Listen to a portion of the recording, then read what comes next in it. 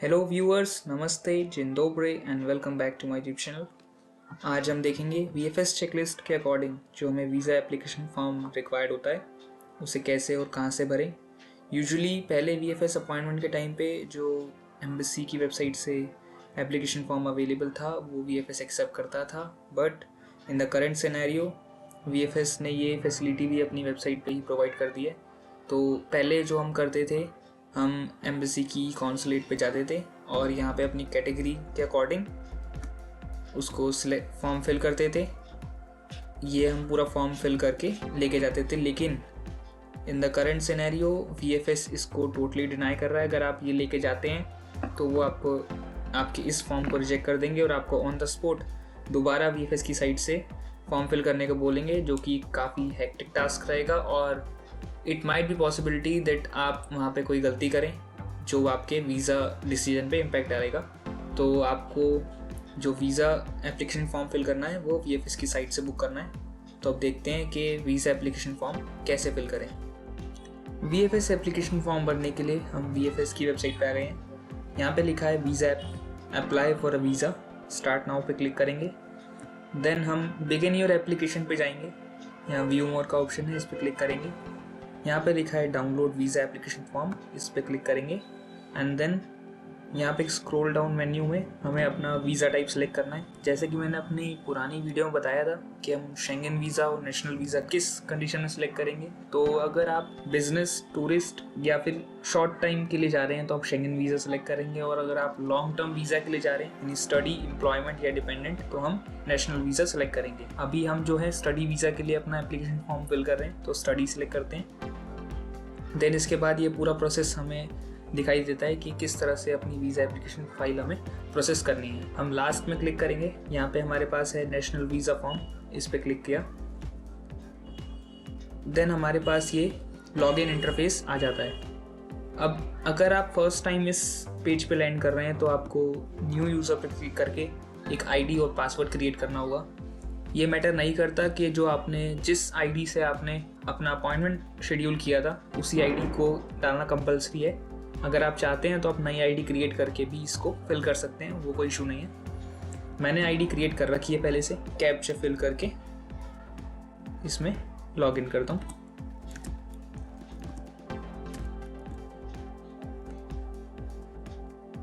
जैसे ही हम लॉगिन करेंगे हमारे पास ये इंटरफेस आ जाता है जिसमें हमारी बेसिक डिटेल्स मांगता है, जैसे कि हमारी लोकेशन क्या है। तो मेरी लोकेशन दिल्ली की है, और फिर से हमारा वीज़ा टाइप पूछेगा, नेशनल वीज़ा। सरनेम में आप अपना सरनेम फिल कर देंगे। Surname at birth, previously use surname, usually इसको एनए ही रखते हैं हम। एंड अपना फर्स्ट नेम फिल करने के बाद हमें हमारी डेट ऑफ बर्थ एंटर करनी है। देन हमारा place of birth, then country पहले से सिलेक्टेड है, करंट नेशनैलिटी भी पहले सिलेक्टेड है, एंड नेशनैलिटी ऑफ बर्थ भी हमारी इंडिया है। देन हम अपना जेंडर सेलेक्ट करेंगे, उसके बाद मैरिटल स्टेटस सेलेक्ट करेंगे, और अगर आप माइनर हैं यानी कि 18 से कम है तो आप यस पे क्लिक करेंगे, वरना इसको नो ही रहने देंगे। नेशनल आइडेंटिटी नंबर में अपना पासपोर्ट नंबर एंटर करेंगे।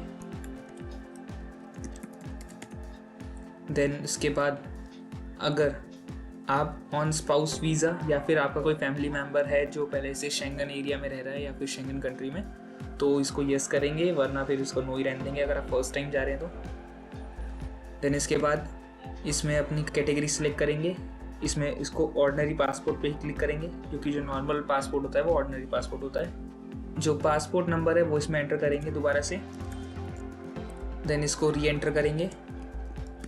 देन इसके अंदर हम अपनी जो डिटेल्स हैं ये हमारे पासपोर्ट के अंदर पहले से मेंशन होती है, तो ज़्यादा हसल नहीं करनी हमें। और फिर इसमें हम अपनी डिटेल डालेंगे। Then issuing country India. अब यहाँ पे आपको डालना है रिपब्लिक ऑफ इंडिया डाल के हम नेक्स्ट कर देंगे। अब यहाँ पे हमसे हमारा रेजिडेंशियल एड्रेस मांगता है, जिसमें हमारा होम एड्रेस आता है। पोलैंड एम्बेसी, मैं अभी कुछ भी एड्रेस इसमें एंटर कर रहा हूँ। और सिटी दिल्ली, कंट्री हमारी सिलेक्ट है, फ़ोन नंबर ये 91 पे ही है। इसके बाद अपना नंबर डाल देंगे आप, देन अपनी ईमेल आईडी डाल के next. Country of residence other than current nationality, अगर आप इंडिया के नेशनल हैं और या किसी पाकिस्तान के या नेपाल बांग्लादेश कहीं के भी नेशनल हैं और किसी और कंट्री में रिसाइड करते हैं अभी, तो वहाँ पे उस कंडीशन में आप यस करेंगे, वरना अगर आप अपने ही होम कंट्री में हैं तो उसको नो रहने देंगे।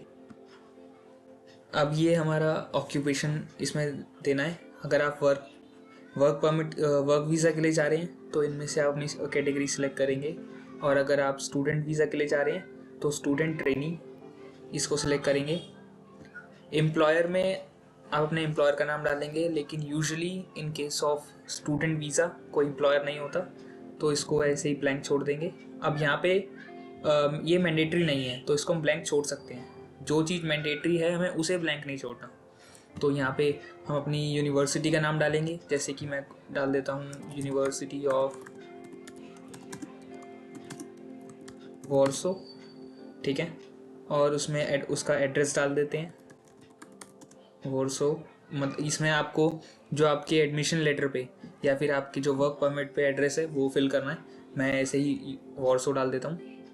देन उसके बाद आप आपके ही ऑफर लेटर में या फिर वर्क परमिट में ये पोस्टल कोड भी मेंशन होगा, तो पोस्टल कोड फिल कर दें वॉर्सो एंड इसमें पोलैंड कर देंगे। यहाँ पे जो भी हमें हमारे इनवाइटी हैं, यानी कि यूनिवर्सिटी, अगर यूनिवर्सिटी के केस में हम कोई भी यूनिवर्सिटी का नंबर डाल देंगे, और एम्प्लॉयर के केस में हम जो हमारे वर्क परमिट पे कॉन्टैक्ट डिटेल्स हैं वो फिल करेंगे। ये सब डिटेल फिल करने के बाद अब एक चीज़ और, पोस्टल कोड के अंदर हम स्पेशल कैरेक्टर यूज़ नहीं करेंगे। आपकी जो वर्क परमिट है या फिर आपका जो एडमिशन लेटर है उसमें एक स्पेशल कैरेक्टर यूज़ होगा, उसको नहीं करना, डायरेक्ट पूरा नंबर एज इट इज़ लिखना है। देन ये करने के बाद हम नेक्स्ट कर देंगे। नेक्स्ट करने के बाद हम यहाँ पर हमसे पूछा है पर्पस ऑफ स्टे, तो हम यहाँ पे अपना पर्पस डालेंगे। अगर आप बिज़नेस ट्रिप पे जा रहे हैं तो बिज़नेस ट्रिप, अगर आप वर्क वीज़ा पे जा रहे हैं तो एम्प्लॉयमेंट, और अगर आप स्टडी वीज़ा के लिए जा रहे हैं तो स्टडी। एडिशनल इन्फॉर्मेशन कोई प्रोवाइड करने की नीड नहीं है, आप कर सकते हैं, आपके ऊपर है। अगर आपको इसमें डालना है तो अपना इंटेंशन डाल सकते हैं कि आप क्या करने जा रहे हैं, उसको इलेबोरेट कर देते हैं। उसके बाद डेस्टिनेशन हमारी पोलैंड ही है, member state of first entry. अब इसके अंदर आपको पोलैंड ही रखना है, या फिर ये आप पे डिपेंड करता है। अगर आप पोलैंड में एंटर होने से पहले किसी और कंट्री में एंटर हो रहे हैं पोलैंड आने के लिए, तो आपको उस कंट्री का नाम डालना है, वरना यूजुअली आप इसको पोलैंड ही छोड़ सकते हैं। अब नंबर ऑफ़ एंट्रीज़ में हमें इसमें मल्टीपल एंट्रीज़ करनी है, सिंगल एंट्री नहीं करनी, और ड्यूरेशन के अंदर 365 ही हमें फिल करना है, क्योंकि आपको जो वीज़ा मिलेगा वो 1 साल के लिए मिलेगा। National and Schengen visa during 5 year. अगर आपको पहले यूरोप का नेशनल या शेंगन वीज़ा इशू हुआ है पिछले 5 साल में तो आप यस करेंगे, वरना नो करेंगे। अगर आपके फिंगरप्रिंट कलेक्ट हो चुके हैं तो आप इसमें यस करेंगे, वरना नो ही रहने देंगे। अब इसके अंदर आपको अपनी इंटेंटेड डेट ऑफ ट्रैवल, यानी कि जब आप अराइव हो जाएंगे, वो डालनी है। यानी कि मैं इसमें डाल देता हूँ 15th एंड डिपार्ट। आप किस दिन पोलैंड से, जब आपके 365 डेज कंप्लीट हो जाएंगे, उस दिन की डेट डालनी है। डिपार्चर जो है आपकी सेम डेट की होनी चाहिए, अगले साल की, यानी कि 15/02/2025 करके आप नेक्स्ट कर देंगे। 1 साल के लिए मिलेगा आपको। तो अगर आप वर्क वीज़ा के लिए जा रहे हैं तो कंपनी इनविटेशन करेंगे। अगर आप स्टूडेंट वीज़ा पे जा रहे हैं तो नो इनविटेशन या प्राइवेट इनविटेशन, या फिर होटल भी कर सकते हैं। अगर आपने डॉर्मेट्री बुक कर रखी है, अकोमोडेशन अभी बुक कर रखी है, तो आप होटल या टेम्परेरी अकोमोडेशन करेंगे, वरना आप इसको नो इनविटेशन कर देंगे। और अगर आपके पास यूनिवर्सिटी की डॉर्मेट्री का जो एक्सेप्टेंस है वो है तो उसमें आप ये फिल कर देंगे, वरना इसको नो रहने देंगे। अब name and hotel of temporary accommodation, जैसा कि हमने सेलेक्ट किया था, तो अगर आपके पास यूनिवर्सिटी डॉर्मेट्री है तो उसकी डिटेल डाल दें। वरना इसमें आपने जो प्राइवेट अकोमोडेशन बुक करा है, होटल बुकिंग करी है, उसकी डिटेल भी डाल सकते हैं। तो इसके अंदर हम अपने डिटेल डाल देते हैं, जैसे कि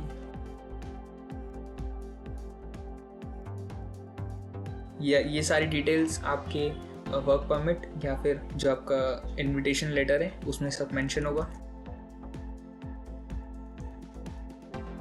इतना भी छोड़ सकते हैं, लेकिन अगर आपको ईमेल आईडी प्रोवाइडेड है तो आप ईमेल आईडी डालें, वरना इसको ऐसे भी छोड़ सकते हैं। Travelling and living cost covered by, अब आपको कौन स्पॉन्सर कर रहा है, क्या आप खुद स्पॉन्सर कर रहे हैं या फिर आपके पेरेंट्स आपको स्पॉन्सर कर रहे हैं, या फिर अगर आप वर्क वीज़ा के लिए जा रहे हैं तो आपकी कंपनी या ऑर्गेनाइजेशन आपको सपोर्ट कर रही है। अगर आपके पेरेंट्स आपको स्पॉन्सर कर रहे हैं तो आप स्पॉन्सर इन्विटेशन प्राइवेट पर्सन पे क्लिक करेंगे। अगर आप सेल्फ स्पॉन्सर्ड हैं तो आप एप्लीकेंट हिमसेल्फ पे करेंगे, वरना कंपनी ऑर्गेनाइजेशन पे करेंगे। अगर आपको कंपनी कोई बुला रही है तो हम इसमें एप्लीकेंट हिमसेल्फ पे करते हैं। और यहाँ पे आप अपना मीन्स ऑफ सपोर्ट सिलेक्ट करेंगे। इसमें हम क्रेडिट कार्ड कर देते हैं। अब इसमें एक कैच है, हमारे पास दो ही ऑप्शन होते हैं, या तो क्रेडिट कार्ड या फिर ट्रेवलर्स चेक। और इस केस में जो ट्रेवलर्स चेक है, ट्रेवलर्स चेक के केस में वो इजीली अब कोई बैंक आपको देगा नहीं, सब ने बंद कर दिए हैं, ऑलमोस्ट सब ने। तो आप मेरी एडवाइस लें तो आप क्रेडिट कार्ड के लिए ही जाएं। ट्रेवलर्स चेक आपको इतनी आसानी से नहीं मिलेगा, बहुत हसल है, और कोई भी बैंक आज की डेट में ट्रेवलर्स चेक इशू नहीं कर रहा। तो क्रेडिट कार्ड पे क्लिक करा। ट्रैवल इंश्योरेंस, इसको येस कर देंगे और यहाँ पे अपना सरनेम एंटर करेंगे और जो आपके ट्रैवल इंश्योरेंस की एक्सपायरी डेट है उसको फिल करेंगे। ये डिटेल फिल करने के बाद आप नेक्स्ट कर देंगे। ओके, तो अब इसमें आपको कुछ नहीं डालना, इसको आप ऐसे ही छोड़ सकते हैं। सबमिट कर देंगे। यहाँ पे do you wish to fill one more, इसको नो कर देंगे एंड सबमिट कर देंगे। और ये हमारा जो VFS एप्लीकेशन फॉर्म है ये सक्सेसफुली फिल हो चुका है। अब यहाँ पे हमें हमारा रेफरेंस आईडी मिल चुकी है। ये हमारी रेफरेंस आईडी है, इसको कॉपी करेंगे।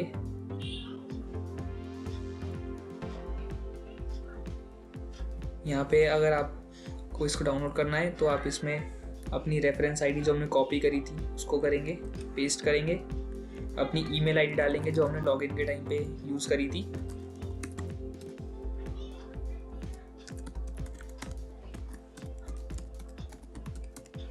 और सेंड ईमेल पे कर देंगे। ये करने के बाद ये जो आपका एप्लीकेशन फॉर्म है ये आपको आपकी ईमेल पर रिसीव हो जाएगा। तो अब हमें ये ईमेल रिसीव हो चुकी है। इसके अंदर हम स्क्रॉल करेंगे और एक PDF अटैच्ड है, उस पर क्लिक करेंगे। यहाँ पे हमें जो इसका पासवर्ड है वो है आपका जो पासपोर्ट नंबर है उसके फर्स्ट 4 डिजिट, देन उसके बाद जो आपकी पूरी डेट ऑफ बर्थ है वो आपको एंटर करनी है और एंटर कर देना है। ये आपका PDF ओपन हो जाएगा और ये आपका एप्लीकेशन फॉर्म है। इसको एक बार गो थ्रू करें कि कोई मिस्टेक तो नहीं है। अगर मिस्टेक आपको दिख रही है तो उसको मैंने जो बताया जैसे फॉर्म भरना है उसको दोबारा से वही प्रोसेस फॉलो करें और दोबारा फॉर्म भरें। और अगर इसमें कोई भी आपको इशू नहीं दिख रहा है तो इसको प्रिंट कर लें और इसको VFS में जाके सबमिट कर दें। अब ये जो पेज हैं आपके बारकोड वाले, ये भी आपको प्रिंट करने हैं। आप इसको आगे पीछे प्रिंट करें, ज़्यादा ऐसा कुछ रूल नहीं है VFS में कि आपको एक पेज पे एक ही पेज प्रिंट करना है। तो आप इनको आगे पीछे करके भी ले जा सकते हैं, इससे आपके पेज ही बचेंगे और आपके पैसे भी कम लगेंगे। So that's all for the video. अगर आपको ये वीडियो पसंद आई हो तो लाइक, सब्सक्राइब एंड शेयर करें, और जितना हो सके इसको शेयर करें अपने फ्रेंड्स के साथ, ताकि उनको भी ये अपडेट मिल जाए कि VFS अपॉइंटमेंट का जो एप्लीकेशन फॉर्म है वो किस तरह से भरना है और कहाँ से भरना है।